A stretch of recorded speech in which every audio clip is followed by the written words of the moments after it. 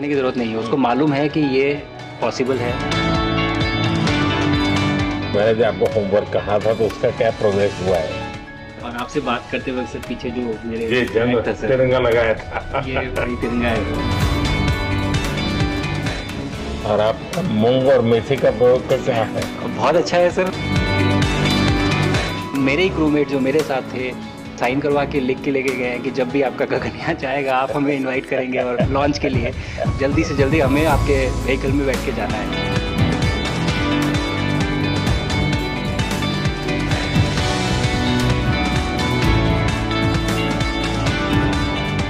आप लोग जब इतनी बड़ी यात्रा करके वापस पहुंचते हैं, जी सर।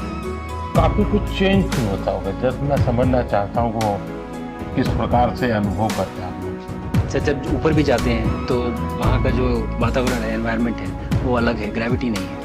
आप जाते हैं उसमें तो वो सीटिंग अरेंजमेंट वैसा ही रहता है जो, वैसे ही रहता है सर। और पूरे 23-24 घंटे उसमें निकालना पड़ता है। हाँ सर, लेकिन एक बार जब आप अंतरिक्ष में पहुंच जाते हैं तो आप सीट खोल के अपना हार्नेस खोल के आप उसी कैप्सूल में आप मूव अराउंड आप जा सकते हैं, इधर उधर चीज़ें कर सकते हैं। इतनी जगह है उसमें? बहुत तो नहीं है सर, लेकिन थोड़ी बहुत है। मतलब आपका फाइटर जेट का कॉकपिट है उससे तो ज्यादा अच्छा है। उससे तो ज़्यादा अच्छा है सर।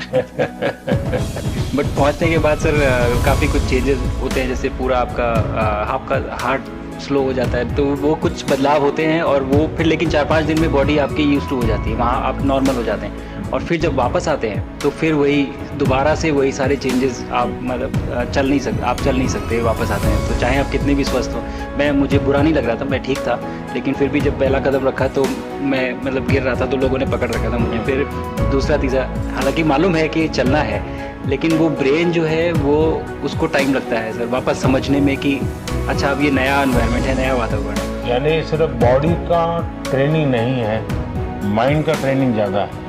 माइंड का ट्रेनिंग है सर। बॉडी में ताकत है, मांसपेशियों में ताकत है, लेकिन वो ब्रेन की रीवायरिंग होनी है, उसको दोबारा से ये समझना है कि ये नया एनवायरनमेंट है, अब इसमें आपको चलने के लिए इतनी ताकत लगेगी या इतना एफर्ट लगेगा, वो वापस से समझते हैं सर। सबसे ज़्यादा समय से वहाँ पहुँचा कितने समय का?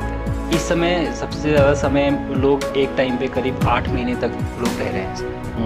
इसी मिशन से शुरू हुआ है कि 8 महीने तक रहेंगे। अभी वहाँ जो लोग मिले आपको, हाँ, उनमें से कुछ लोग हैं जो कि दिसंबर में वापस आएंगे। और आपका मूंग और मेथी का प्रयोग का क्या है? बहुत अच्छा है सर। मैं इस बात से बहुत सरप्राइज था कि लोगों को इसके बारे में पता नहीं था, इन चीज़ों के बारे में। फूड बहुत बड़ा चैलेंज है सर एक स्पेस स्टेशन पे। जगह कम है, कार्गो महंगा है, आप कम से कम जगह में ज़्यादा से ज़्यादा कैलोरी और न्यूट्रिशन आपको पैक करने की हमेशा कोशिश रहती है, और हर तरह से प्रयोग चल रहे हैं सब। और इनको उगाना बहुत सिंपल है, बहुत ज़्यादा रिसोर्स नहीं चाहिए स्पेस स्टेशन में। छोटा सा एक आप डिश में थोड़ा सा पानी डाल के उनको छोड़ दीजिए और वो बहुत अच्छे से 8 दिन बाद वो स्प्राउट होना शुरू हो गए थे सर, स्टेशन में ही मुझे देखने को मिले। तो हमारी जो ये टिपिकल जो हमारे कंट्री के जो ये जो सीक्रेट्स हैं मैं बोलूँगा सर, जैसे ही हमें ये मौका मिला कि हम माइक्रोग्रेविटी रिसर्च में पहुँच पाए, ये वहाँ पहुँच गए। और क्या पता कि ये हमारी फूड सिक्योरिटी प्रॉब्लम को सॉल्व करें, जो कि एस्ट्रोनॉट्स के लिए तो एक तरह से है ही सर स्टेशन में, लेकिन अगर वहाँ सॉल्व होती है तो ये पृथ्वी पे भी लोगों के लिए फूड सिक्योरिटी की प्रॉब्लम सॉल्व करने में हमारी मदद कर सकती है। पहला एक बार एक कोई भारतीय आया। जी सर। तो भारतीय को देख करके उनके मन में क्या रहता है, क्या पूछते हैं, क्या बात करते हैं, तो बाकी जो दुनिया के देश के लोग होते हैं? जी सर, मेरा पर्सनल अनुभव जो रहा है सर पिछले 1 साल में, मैं तो जहाँ भी गया, जिससे भी मिला, सभी लोग बहुत खुश हुए मुझसे मिलके, बहुत एक्साइटेड थे बात करने में, आके मुझसे पूछने में कि मतलब आप लोग क्या कर रहे हैं, कैसे कर रहे हैं। और सबसे बड़ी बात ये थी कि सबको इसके बारे में मालूम था कि भारत स्पेस के क्षेत्र में क्या कर रहा है, सबको ये इस बारे में जानकारी थी। और सब मुझसे ज़्यादा तो कई लोग थे जो गगनयान के बारे में इतना एक्साइटेड थे, जो आके मुझसे पूछ रहे थे कि आपका मिशन कब जा रहा है। एंड मेरे ही क्रूमेट जो मेरे साथ थे मुझसे साइन करवा के लिख के लेके गए हैं कि जब भी आपका गगनयान जाएगा आप हमें इनवाइट करेंगे और लॉन्च के लिए, और उसके बाद जल्दी से जल्दी हमें आपके व्हीकल में बैठ के जाना है। तो मुझे लगता है सर कि बहुत ज़्यादा उत्साह है। ये सारी आपको टेक जीनियस के रूप में बुलाती थी, क्या कारण है? नहीं सर, वो लोग मुझे लगता है बहुत काइंड है जो इस तरह से बोलते हैं, बट मेरी जो ट्रेनिंग रही है सर, जो एयरफोर्स में ट्रेनिंग रही है और उसके बाद हम लोग ने टेस्ट पायलट की ट्रेनिंग की सर, तो मैं एयरफोर्स में जब गया था तो मुझे लगा था कि पढ़ाई नहीं करनी पड़ेगी, बट मुझे इसके बाद बहुत पढ़ाई करनी पड़ी जो मुझे पता नहीं था। और टेस्ट पायलट बनने के बाद तो एक ये काइंड ऑफ एक इंजीनियरिंग का एक डिसिप्लिन बन जाता है। इसरो में ट्रेनिंग की, हमारे साइंटिस्ट ने हमको पढ़ाया तो 3-4 साल, तो मुझे लगता है कि हम लोग काफ़ी अच्छे से तैयार थे सर इस मिशन के लिए जब पहुँचे। मैंने जो आपको होमवर्क कहा था तो उसका क्या प्रोग्रेस हुआ है? बहुत बहुत अच्छा प्रोग्रेस हुआ है सर, और लोग काफ़ी हंसे थे मेरे साथ उस मीटिंग के बाद।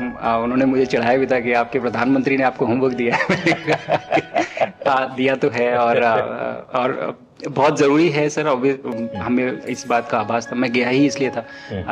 मिशन तो एक सक्सेसफुल हुआ है सर, हम लोग वापस आ गए हैं, लेकिन ये मिशन अंत नहीं है, मिशन तो शुरुआत है। तो अरे तो मैंने उसी दिन भी कहा, आपने उस दिन बोला था सर, हमारा पहला कदम है, पहला कदम है सर। तो इस पहले कदम का मेन जो उद्देश्य था वो यही था कि हम कितना कुछ इससे सीख के हम वापस ला सकते हैं। लेकिन सबसे बड़ा काम होगा हमारे सामने, एक बहुत बड़ा एस्ट्रोनॉट का पूल होना चाहिए हमारे पास सर। हमारे सामने 40-50 लोग सर रेडी इस प्रकार का। सर अब तक तो शायद